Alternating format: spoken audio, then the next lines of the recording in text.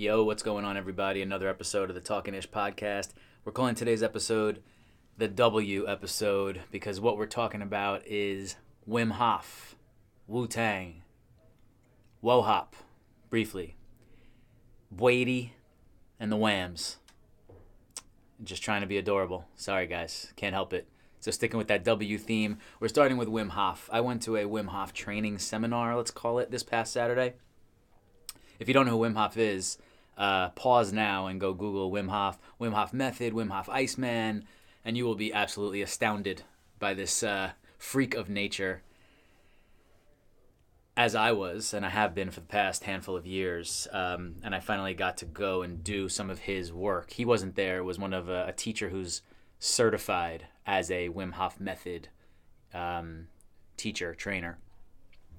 So just a quick background, the Wim Hof Method breaks down into three parts: cold therapy, breathing, and commitment mindfulness. And I'm going to read you straight from his website the breakdown of these before I tell you about my experience.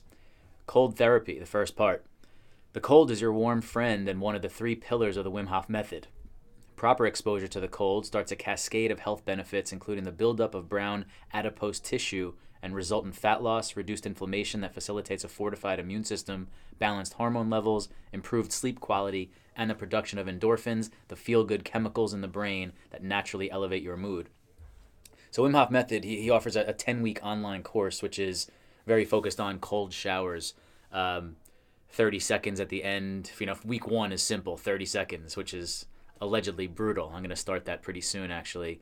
And it leads to 10-minute freezing cold showers and potentially an ice bath at the end. I had an experience with an ice bath this past weekend that I'll tell you about in a minute. Part two is breathing. The second pillar of the Wim Hof method is breathing. We're always breathing, yet we're mostly unaware of its tremendous potential. Heightened oxygen levels hold a treasure trove of benefits, and the specialized breathing technique of the Wim Hof method unearths them all. More energy, reduced stress levels, and an augmented immune response that swiftly deals with pathogens.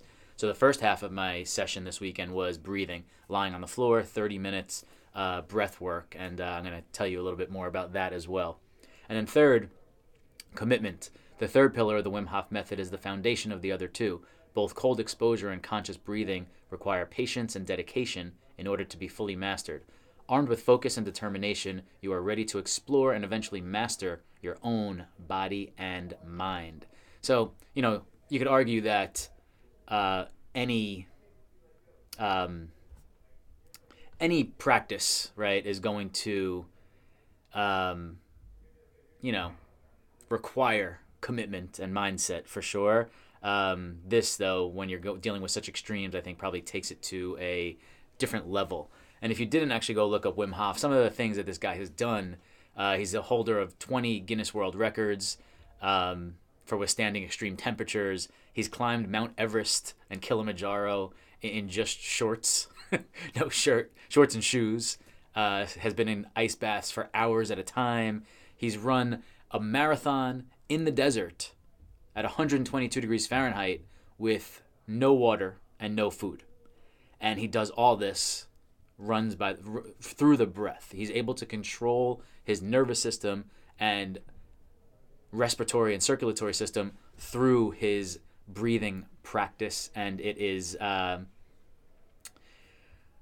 really just insane. It like almost doesn't make sense. His vision ultimately is that we can all control our nervous system through the breath and therefore fight disease that way.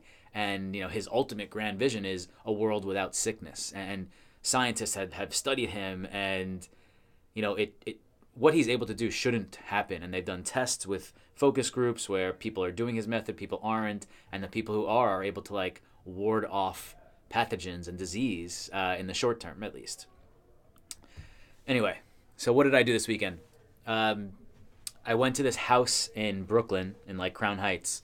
Didn't know exactly what I was getting into. A friend knew that I was into Wim Hof and into the breathing and the whole learning about it, and she had told me that a friend of hers is a certified teacher, and he's doing this. He does them every once in a while, these little seminars.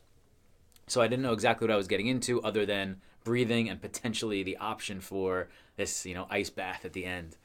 Um, so I show up at this like brownstone, some random guy's house, and it ends up there are it ended up being the teacher and four dudes, me being one of them, and we're on like the downstairs floor of a brownstone, not that much space, and the four of us are lying on the floor. I brought a yoga mat for our breathing session, and the teacher talks you through the Wim Hof breathing. It starts in your belly, then rises to your chest, then ends up in your head. Like a lot of talk about the third eye in between your eyebrows, and that's where focus your intention. Um, so the idea really of the Wim Hof method with the breathing is to kind of make you high on oxygen, right? Like people have, and he warned us about this in advance. People have like trip on the breath, right? There's, if you know what DMT is, DMT is like a psychedelic chemical that is essentially in our brains, right? You can look it up for more information here, but it's something that you can also take externally to like have a out of body experience. I actually just heard the Joe Rogan and Mike Tyson podcast last week, and they were talking about it, about taking it and how awesome it is. But like, it shouldn't be illegal because it's a part of us. So the breath, though, however, can potentially trigger a release of DMT, which can make psychedelic, visions and things happen like that. That didn't happen for me, but it was only my first time. But so the idea is, through the breath, you take in. It's a lot. It's inhale, exhale, back and forth at a pretty rapid pace. At least it builds up to that. And the idea is so much oxygen in, CO2 out, carbon dioxide out. What it does is it leads to a complete oxygenation of your blood and your cells to the point where they are just chilling, right? Like they're not used to having this much oxygen around and all this strength, so they like don't have to work as hard and they can kind of relax. And if you do this regularly and make it a practice, it affects your nervous system and allows you to respond to stress in a slower manner, like not be so quick to be reactionary when something stressful happens, because you have so much oxygen in and your nervous system is kind of calm always. So he teaches the breath for a little bit, like one hand on your stomach, one hand on your chest, and you're breathing like kind of like a wave into your stomach, then up to your chest, then to your third eye. And once we kind of got that down, then it goes to like the real Wim Hof breathing, which is about 30 to 40 of those breaths in a row. Deep in, deep out, in, out, 30 times in a row, which starts to really get you a little lightheaded and your body feels a little tingly. And after, the 30, 35th, whatever he was counting, we weren't. The idea is blow out hard on the last one, and then you hold on the exhale. And when I did this, and we did it probably 5-6 times in a row, on the exhale, the idea is then to just hold your breath until you need to gasp for air. And when I tell you, like, the amount of time that I could lie there on the after the exhale without breathing in was like 10x what I would have done an hour before I went in that room. Like, I was just able to sit there because I had so much oxygen inside me, and that's the whole point. There's actually like part of the thing that when Wim Hof holds these like group seminars with like hundreds of people, and I think it's even part of his course or like something to test. He has people. He's like, he tells you go do push-ups, right? So you do 8, and then you do this breathing exercise. You do the final exhale with your breath held. Then you do push-ups, and you can do like 35. It's unbelievable. Anyhow, so we did about 5 sessions of those, and at the end, my body was super like tingly and cold, which he said was very normal. But the idea of the breath being able to control your inner workings is incredibly exciting for me and much intrigue, which is why I'm going to do this 10-week course, because if I can get to the point where I think I'm pretty chill dude so far. I don't know if that's because I have oxygen in me or smoked a lot of weed in college. But the fact that you can make your nervous system be at a lower reactionary level seems like something I want to be a part of. So the second part of this is the cold therapy. So outside in this backyard of this house I was at, it was like a 30 degree day to begin with. And so he actually didn't even need to put ice in it. He just put freezing cold water in it because the air was so cold. And the idea for the ice bath is get in it, obviously. About 30, he estimated about 35 degrees, and stay in there for 90 seconds was the goal. And, you know, I was a little nervous about this for sure. I assumed it was going to be rough. I've been in cold plunge pools before. That is not this. So there's like a tiny little prep thing you do before where you like get in your, you get in like kind of a squat because you want to warm up a little bit your biggest muscles, quads and whatnot, just to get a little more blood flow and warmth in you. And you do this hoo ha, which is also a great prep for the Wu-Tang show that night. It was like right on beat, Wu-Tang, Wu-Tang. And so, four of us random dudes that never met before in the backyard in our bathing suits about to go into this ice bath doing this like tribal whoo ha together, which was always a lot of fun. Anyhow, and it was my turn to get in the bath. He said, start with a big exhale, get in, and then just try to control the breath as quick as you can. Well, he said the first 30 seconds, like, just let whatever happen, right? Like, if you're going to shiver and you're going to freak out and you're going to do some of that ill shit, just let it go. Like, let that happen. But what happened to me, I had that initial shock, like, holy shit type of thing. And it was like, you could actually see on Instagram, chrisheller.me, I posted a 30-second clip of the 90 seconds. And the clip I posted was towards the beginning where you see me kind of like breathing super heavy. And then you see like, and I just kind of slow the breath down to the point where, listen, it never felt good. I'll tell you that for my first time, right? I was never like, oh, I'm fucking chilling in here. Let's go for 5 minutes. It was always like, it is absolutely freezing in here. I'm just focused on the breath and my breath. I got to a point where I was just like, and calm in a way. My body felt like it was totally numb and like pins and needlesy and not a comfortable feeling at all, but it shouldn't be. It's my first time. But the idea is you get stronger over time, right? Your body gets, through the breath, your body gets so used to this extreme cold that's supposed to shock your system, and it ends up feeling comfortable. Like you almost want to go hop in a cold shower because it makes you feel all warm and fuzzy in an odd, ironic way.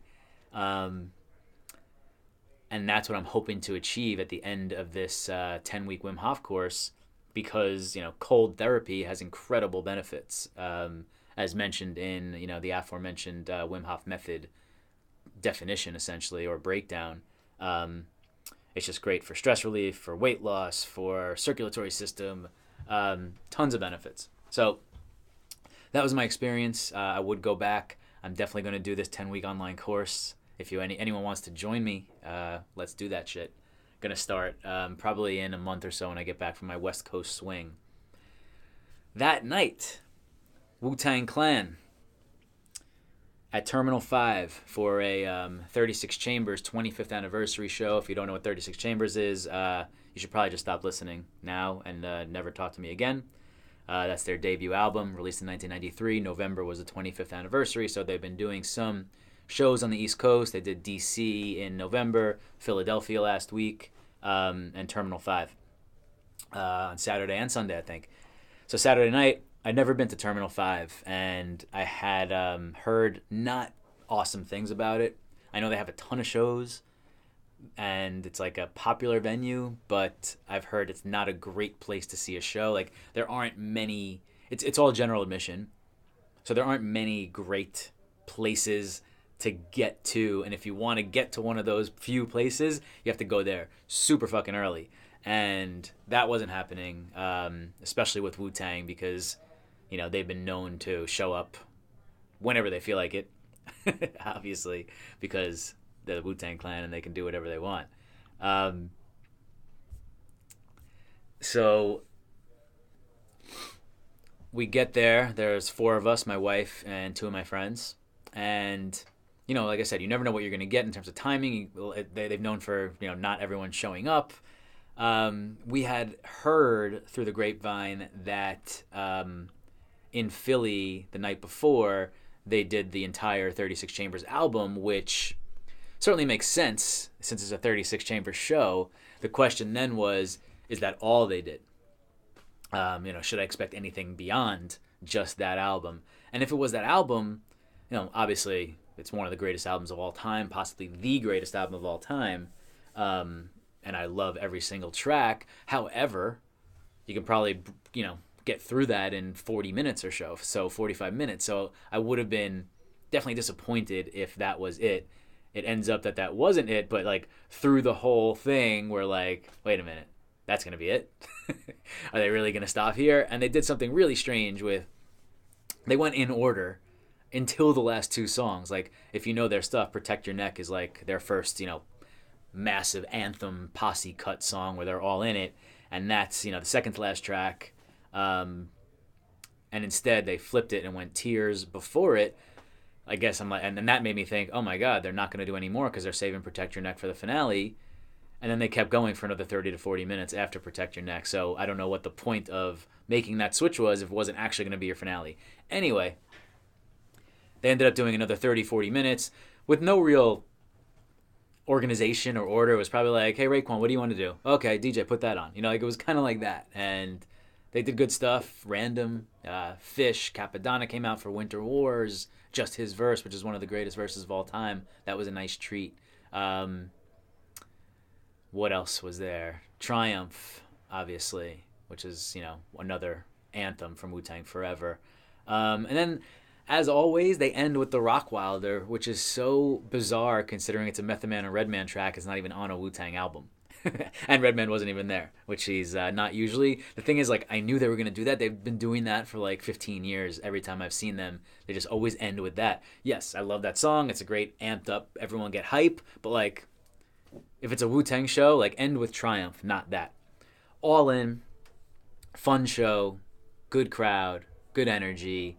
And, the crowd I think skewed towards, somebody asked me the other day what was the average age of the crowd. And, just to be on brand, I said 36, but it kind of was 36. It was more of, my people than the youngins, which I'm not surprised.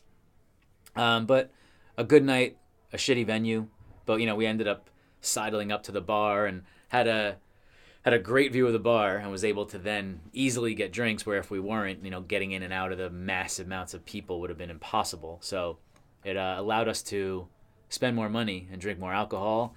And not see the stage that great at all times. You had to do the head bob thing. But it was packed everywhere and the energy was everywhere, so that was totally fine. And the sound quality was pretty decent. At least half the mics were really good. Some of the mics were a little shitty, but what can you expect from a hip-hop show? Briefly, on the way out, Wo-Hop. And I'm actually wearing my Wo-Hop t-shirt right now for those of you on video. Check it out. I didn't get this the other night. I got this last year, but Wo-Hop, for those of you who don't know, it's an institution in Chinatown on Mott Street that is known for, late night eats. I think they close for an hour, maybe between 6 and 7 a.m. to just regroup for a minute or something like that. I really don't know their hours. I just know that I've always been there after midnight, let's say. And one of my friends who I was with, Alexis and I, my wife, have been there a number of times, even before we, it was in both of our lives before we even met. One of my friends who I was with mentions casually he's never been there. So we're like, all right, cab driver, fucking Wo-Hop. And we went down to Wo-Hop. And, the thing with Wo-Hop is it's like when Kobe was coming to MSG to play at the Garden, right? It's it's a treat before you even show up. And then you show up and he drops 61. That's what it was the other night. It was so top-notch Wo-Hop that I'm not sure I've ever had better woe hop. We didn't go crazy here. We had eaten a little something before the show, so we weren't super hungry. So it was just wonton soup around the house, the crunchy noodles and duck sauce, which I don't understand why every single Chinese place doesn't have.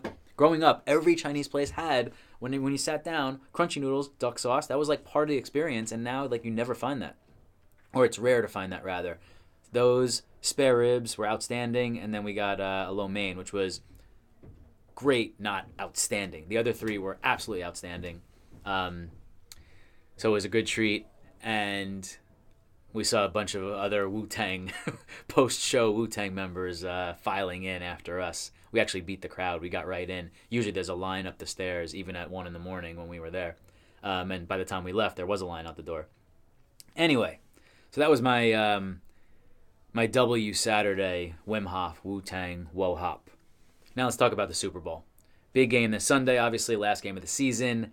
And I don't have a super strong take. Last year on this podcast, leading up to the Super Bowl, I think my take was similarly, I don't have a super strong take. And one of my takes was that it was a quiet lead up to the game. Way more so than I was used to. And I think it's the same for me this year. And I realized it's not you, it's me. Right? I think I'm just not putting in the time to consume the content about the game, because I'm not super interested other than like I want to watch a Super Bowl and hope it's a great football game, and I don't have such a rooting interest in either way. So I'm sure the content's all out there. Obviously there are content outlets everywhere. I just don't consume them leading up, and that's probably why I don't have such a strong take. But my takes are, I do have weak takes. I don't think there are any surprises in this game, meaning I think both teams can win close. Brady in the clutch, Rams with the kicking game. And I think both teams can win big. I wouldn't be surprised if either team 38-17. Like I wouldn't nothing would surprise me here. If the Patriots do that, I think it's, obviously their Brady at will cannot be stopped, and the Rams are a little deer in the headlights type of thing. Happens the other way. If the Rams win big, it's all about Aaron Donald and Ndamukong Suh just collapsing the pocket and making Brady get the ball out quicker into the guys that he doesn't want to get it to earlier than he's used to, and he gets it out quick to begin with. And then some big plays, Goff over the top to Brandon Cooks, Robert Woods. I don't see that happening, but I think that's how they win. And the Pats can win in a number of ways, right? I think they have shown that obviously they can put up points when needed. That's never been a problem. And lately, 24 carries, 29 carries for Sony Michel the last two games. They're so versatile in the backfield with Burkhead and White. Defense is starting to play well, and Brady's playing at the top of his game right now, unbelievably. They can just beat you in so many different ways. So, just speaking of Brady, it feels like he's playing with house money right now, right? Again, I haven't listened that much, but I'm imagining some things obviously seep through. I have heard some podcasts and read some articles, and it just doesn't seem to be that Brady legacy talk. What there was in Atlanta 2 years ago, right? Or coming off of that game, I guess maybe that comeback sealed the deal as like Brady's, ultimate legacy as probably the greatest of all time. It seems like there's none of that anymore, right? He's just like so good that he passed the point of like, what would a win do? What would a loss do? It's like not even there anymore.